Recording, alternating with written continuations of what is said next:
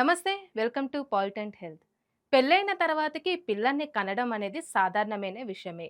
కాకపోతే ఈ మధ్య కాలంలో కెరియర్ దృష్టిలో పెట్టుకొని 35 ఏళ్ల తర్వాతకి పిల్లల్ని కంటున్నారని అధ్యయనాల్లో తెలియచేయడం జరిగింది. అయితే 35 ఏళ్ల తర్వాతకి పిల్లల్ని కనడం వల్ల కొన్ని నష్టాలు, కొన్ని లాభాలు ఉన్నాయని చెప్తూ ఉన్నారు నిపుణులు.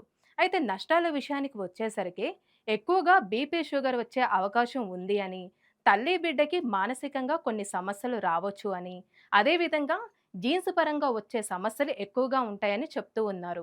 అయితే 35 ఏళ్ల తర్వాతకి పిల్లల్ని కనడం వల్ల కొన్ని లాభాలు గూడా ఉన్నాయని అనుకున్నాం కదా!